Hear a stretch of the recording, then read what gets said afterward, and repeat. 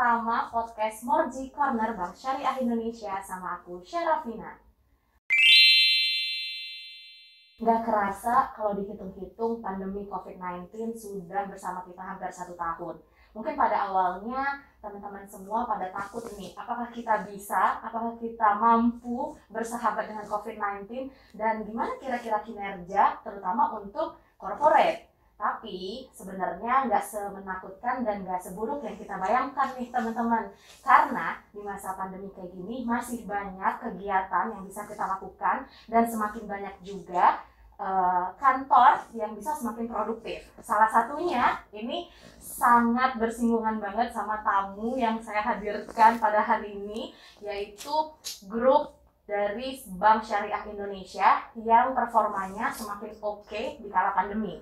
Walaupun WFH dan WFO, ya nggak masalah, tetap go ahead aja. Kita sambut Bapak Ferry Ardiansyah selaku Group Head dari Morji, Market Operational Risk Group. Assalamualaikum warahmatullahi wabarakatuh, Bapak. Waalaikumsalam warahmatullahi wabarakatuh.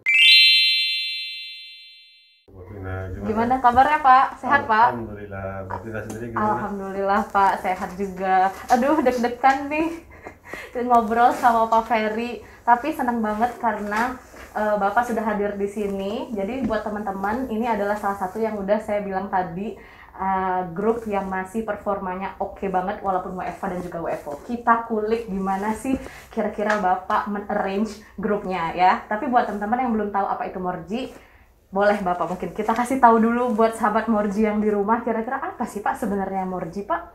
Ya, makasih Mbak Vina. Jadi Morji itu merupakan singkatan dari Market and Operational Risk Group.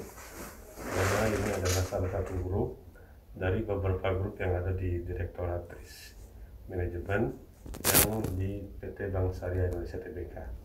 Jadi memang kami grup baru yang dibentuk di awal Februari, tepatnya di 1 Februari 2021, dan memang saat ini difokuskan untuk mengelola terkait dengan risiko risiko operasional, risiko pasar, likuiditas, dan risiko imbal hasil.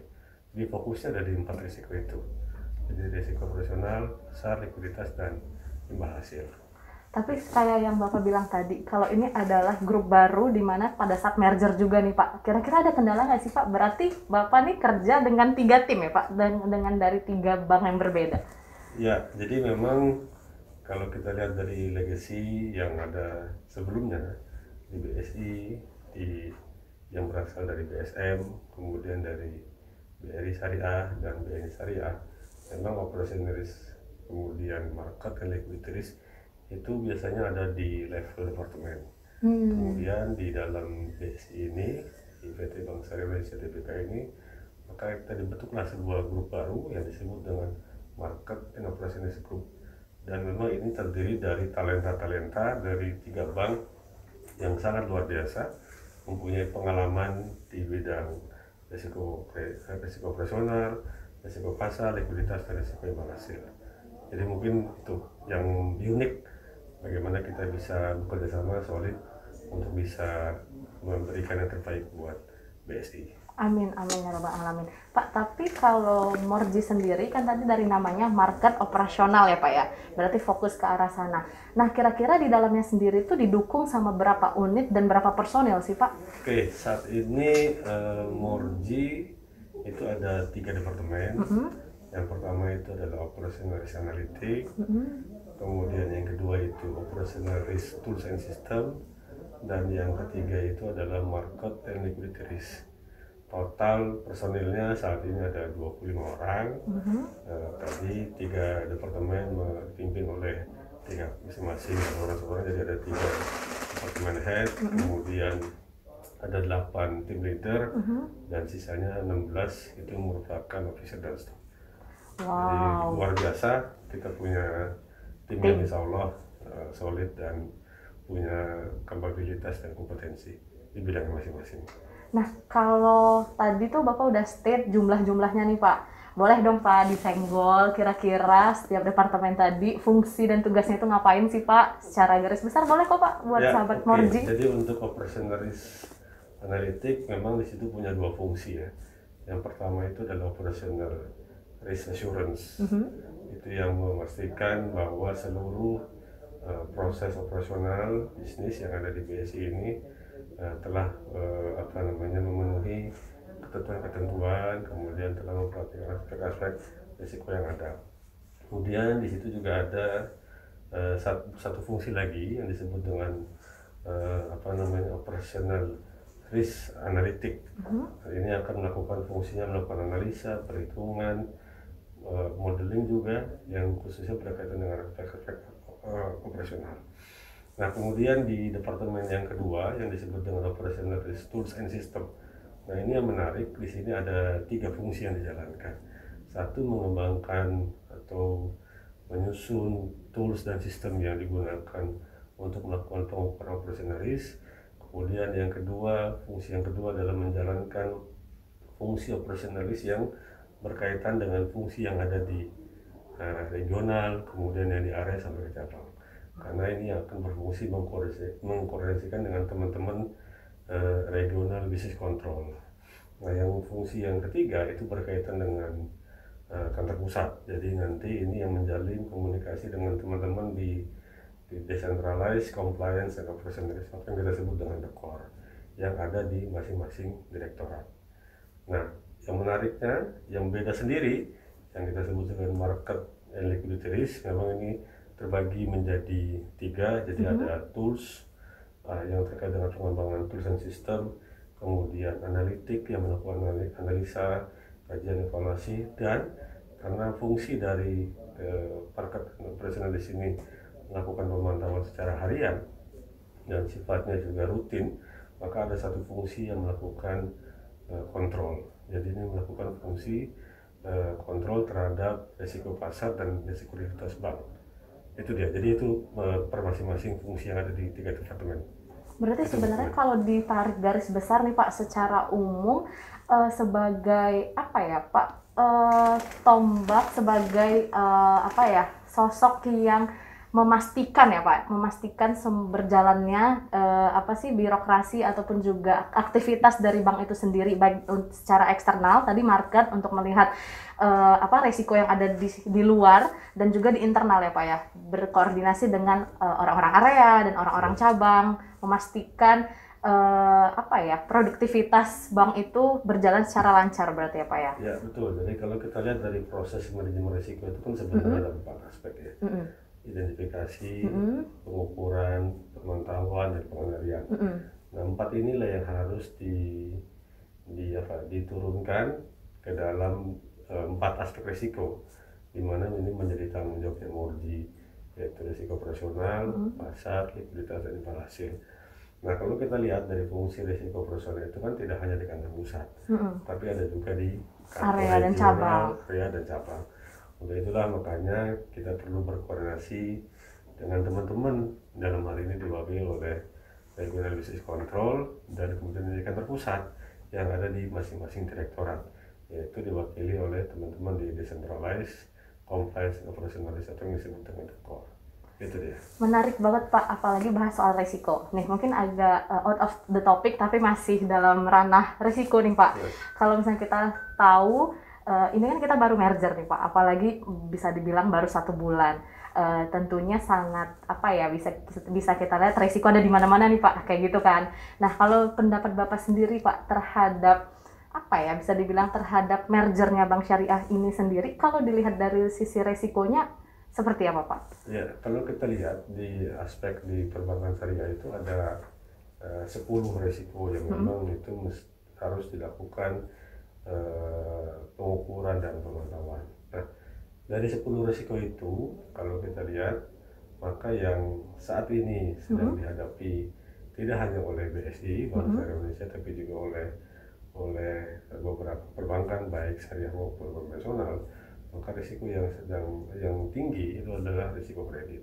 Mana kita ketahui saat ini bisnis, terutama para pebisnis baik yang besar maupun yang kecil, itu menghadapi suatu kondisi di mana terjadi penurunan, sehingga perbankan harus melakukan upaya-upaya untuk mencegah terjadinya timbulnya kredit macet atau pembiayaan yang bermasalah. Ditambah kondisi pandemi ini kali ya Pak ya, makanya semakin tinggi. Maka semakin tinggi. Oke. Tapi alhamdulillah dengan adanya relaksasi yang diberikan OJK, bank-bank dalam hal ini khususnya di BSI masih mampu untuk mengelola itu lebih baik. Kemudian yang kedua itu adalah risiko operasional. Pada saat pandemi dan juga kita sedang melakukan merger, risiko ini juga terbuka dengan cukup besar. Iya, betul. Kenapa? Karena kita harus mengintegrasikan sistem, kita harus menyamakan langkah dari berbagai macam sumber daya manusia yang ada saat ini dari 3 bank, kemudian bergabung menjadi satu. Bagaimana kita bisa mensinkronisasi, terutama untuk mensatukan budaya. Mana saat ini sedang dalam proses untuk bisa mengintegrasikan satu budaya yang disebut dengan one culture. Itu dia. Kemudian berikutnya kalau kita lihat lagi aspek yang ketiga itu adalah dari sisi teknologi informasi. Dari 3 legacy yang masing-masing punya sistem yang berbeda kemudian bergabung menjadi satu, ini juga menjadi tantangan tersendiri untuk kemudian bisa disatukan. Karena kita tahu hari ini dengan era digital 4.0 gitu ya, semua bicaranya adalah era teknologi. Nah itu yang harapannya bisa bergabung menjadi satu. Mungkin itu yang paling signifikan yang sedang dihadapi, jadi risiko kredit, risiko operasional. Dan tentunya yang terakhir dan juga perlu di-maintain dengan baik adalah risiko reputasi. Dimana kalau kita lihat kan merger nanti ada penyatuan dari nasabah masing-masing, nasabah dari 3 bank ya Pak, pisah-pisah kemudian menjadi satu. Nah bagaimana bisa melakukan komunikasi kepada nasabah bahwa proses merger ini tidak akan berpengaruh kepada nasabah. Nasabah tetap aman dananya, tetap bisa melakukan transaksi di Bank Syariah Indonesia.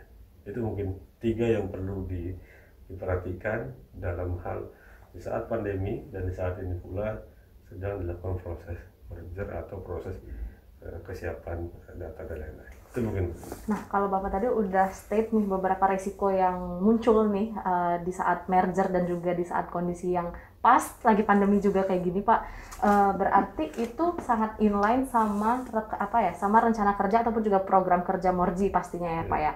Nah, kalau misalkan bisa ditarik dari benang merahnya Pak, kira-kira program atau rencana kerja yang sekarang sedang dijalankan dan yang next nanti akan dijalankan sama Morji itu sendiri apa Pak?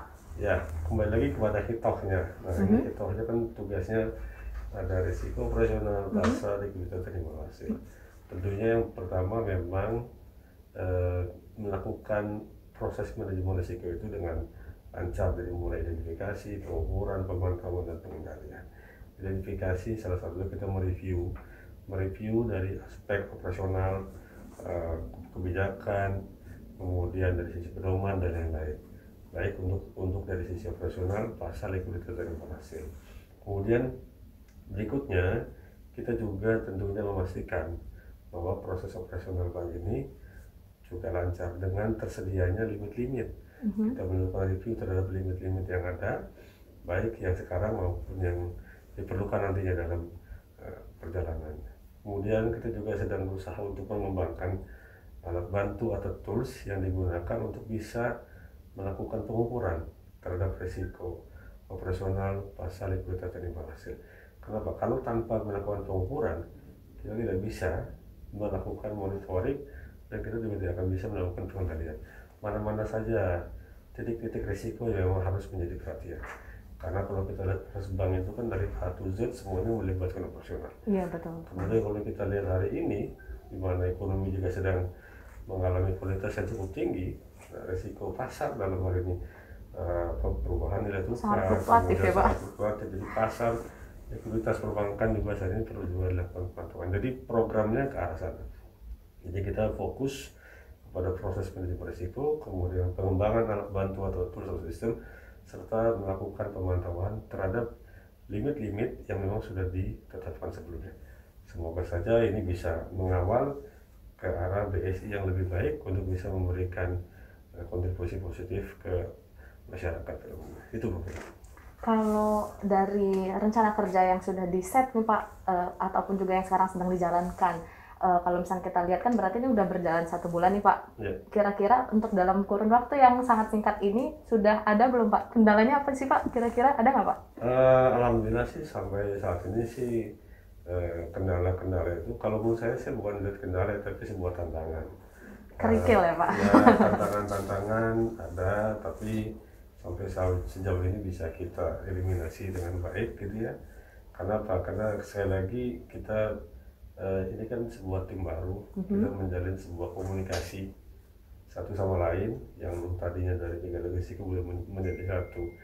Saya rasa sih tantangan-tantangan itu menjadi sebuah motivasi buat saya dan teman-teman di sini di Morji semua untuk bisa memberikan tetap yang terbaik. Karena kami punya slogan yang kami Apa sebut tuh Pak? Boleh sebagai dikasih tahu Pak? tepat, Tepat, dan akurat. akurat. Jadi kita bisa melayani setiap kebutuhan dari grup-grup itu secara cepat. Jadi on time dengan waktu yang kita bisa berikan. Kemudian juga kita memberikan informasi atau memberikan kajian itu tepat sesuai dengan kondisi pada saat ini. Dan tentunya pada saat kita melakukan analisa atau kajian, data yang kita gunakan atau informasi yang gunakan akurat sehingga bisa digunakan oleh pihak lain, dalam hal ini customer atau manajemen dalam pengambilan keputusan. Itu mungkin. Baik, terima kasih Pak buat jawabannya. Kalau misalnya tadi kita udah dikasih tahu nih sama Bapak apa aja fungsi dan tugas dari Morji itu dan apa-apa yang program yang mau dan juga yang sedang dijalankan. Nah, tapi saya menarik mau agak sedikit kulik pendapat Bapak tentang tadi Bapak sebut beberapa resiko yang muncul ketika merger ini Pak. Saya juga melihat atau mengobservasi lah Pak, pastikan kayak respon dari pihak luar ataupun juga respon dari nasabah terutama atas mergernya ini tuh pro dan kontra Pak. Maksudnya bisa kita lihat dari sosial media juga kayak gitu. Nah, sebenarnya itu hal yang wajar ya Pak, sangat wajar gitu. Tapi pengen tahu pendapat Bapak terhadap pro dan kontra dari nasabah ataupun juga pihak luar itu seperti apa Pak? Oke, terima kasih Mbak Vina. Jadi kalau kita lihat kehadiran BSI ini memang mendapatkan respon positif dari masyarakat gitu ya. Jadi ini menjadi the biggest bank in the syariah banking in Indonesia gitu ya. Iya, betul sekali. Yang merupakan gabungan dari 3 bank umum syariah, kemudian bergabung menjadi satu menjadi bank yang paling besar syariah di Indonesia sekarang. Nah, kehadiran ini memang dinantikan dan respon yang ada sampai dengan saat ini alhamdulillah semua tonnya positif, tonnya merasakan bahwa memang ini yang ditunggu-tunggu, ini yang dinanti-nantikan, memiliki bank syariah yang besar dengan cakupan layanan yang luas dari mulai corporate sampai dengan konsumer sampai dengan mikro. Jadi ini diharapkan bisa melayani seluruh kebutuhan transaksi keuangan nasabah, khususnya bertransaksi dengan syariah. Jadi alhamdulillah tonnya atau responnya masih positif. Kalaupun ada hal-hal kecil itu wajar, dan itu alhamdulillah sudah direspon dengan baik oleh teman-teman baik yang di frontliner maupun di call center, tetap memberikan informasi solusi atau hal-hal yang memang dibutuhkan. Iya. Jadi memang ini sampai saat ini sejauh ini masih bagus. Intinya adalah bagaimana kita bisa memberikan komunikasi, memberikan edukasi kepada nasabah tentang apa-apa saja yang dibutuhkan oleh mereka, bisa memberikan respon terhadap keluhan-keluhan yang mereka alami sehingga segala kebutuhannya bisa terpuaskan dengan kehadiran BSI dalam memberikan layanan transaksi keuangan syariah di Indonesia. Iya, saya setuju. Sebenarnya mungkin bukan kontra ya Pak, tapi mungkin ketidaktahuan yang kayak Bapak bilang tadi atau kurangnya informasi dan edukasi yang tersampaikan kepada nasabah. Jadi mereka mungkin pada saat awal-awal agak sedikit kaget nih, gitu kan. Karena kan nggak semua orang melek teknologi ya Pak ya. Nggak semua nasabah kita mungkin tahu gitu loh. Nah, tapi dengan berjalannya waktu, seperti yang Bapak bilang tadi, semua udah di-handle dan alhamdulillah semakin kesini semakin jelas karena memang kehadiran BSI memang sangat menguntungkan menurut saya menguntungkan semua nasabah gitu, karena semua cakupannya juga semakin luas ya Pak ya. Alhamdulillah, semoga pokoknya kehadiran BSI ini dan Morji ini bisa semakin semakin mendukung dari kemajuan BSI sendiri atau perbankan syariah di dunia ya Pak kalau bisa. Amin amin ya rabbal alamin. Nah, ini Pak, boleh dikasih tips and trick Pak buat teman-teman di luar atau buat sahabat Morji di luar, kira-kira gimana caranya untuk bisa tetap produktif nih Pak? Kan kalau Morji maksudnya kita ngelihat walaupun WFH, WFO dengan persentase yang ditentukan, tentu kita tetap mengikuti aturan pemerintah dong ya Pak ya. Tapi tetap kinerjanya tuh tetap nggak turun gitu loh Pak, tetap oke. Gimana dong Pak? Ya, jadi yang pertama ini emang kita harus stay positif ya, berpikir positif bahwa saat ini pandemi, tapi kita harus bisa melakukan sebuah perubahan. Kalau kita stuck diam, tidak akan melakukan perubahan, tentunya kita akan tidak mendapatkan sesuatu yang baik buat kita. Jadi stay berpikir positif. Bagaimana caranya kita bisa mengoptimalkan kemampuan yang kita miliki. Jadi buat kita itu yang utama. Kemudian yang kedua adalah kita coba mengembangkan apa sih program-program yang kita bisa buat. Walaupun dalam kondisi pandemi, walaupun sebagian teman-teman harus WFO dan WFH, bagaimana kita bisa menciptakan sebuah koordinasi. Saat ini rasanya mudah dengan kita bicara teknologi, dengan adanya teknologi virtual meeting dan lain-lain, itu bisa menjadikan suatu solusi. Kemudian yang ketiga, nah ini juga menarik, kita harus punya ide-ide kreatif nih, program-program apa yang kita bisa berikan. Tentunya dengan kehadiran kami di Morji yang 50% rasanya adalah teman-teman milenial, punya ide-ide yang kreatif, mengembangkan kreatif dan mengembangkan cara-cara membuat tools gitu ya, menciptakan hal-hal yang baru, ini menjadi sesuatu yang bisa dikembangkan. Walaupun sekali lagi ya, di era pandemi seperti ini, tapi kita juga mesti kreatif dan berpikir apa sih terobosan-terobosan apa yang kita berikan. Dan jangan lupa kita juga senantiasa harus memperhatikan aspek risiko. Kenapa ini saya sampaikan? Setiap perjalanan, setiap pekerjaan kita tentu dihadapi pada risiko, dan risiko ini yang harus kita bisa mitigasi dengan baik. Jadi stay safe, stay healthy, and stay focused. Stay positif, yakin pasti bisa. Wih, keren banget. Itu tadi tips and trick dari Pak Ferry Ardiansyah. Berarti kuncinya itu stay positif, stay healthy. Ini tetap dong healthy apa nomor satu. Dan juga terakhir tadi stay positif. Stay fokus ya. Stay fokus, stay healthy, dan juga stay positif nih buat teman-teman Morji. Buat mungkin kayak pas yang Bapak bilang tadi, banyak tools ataupun juga banyak cara yang sering dan selalu Bapak lakukan, yaitu men-arrange kita nih teman-teman yang WFH ataupun juga WFO itu melalui Zoom meeting yang yang rutin ya Pak ya.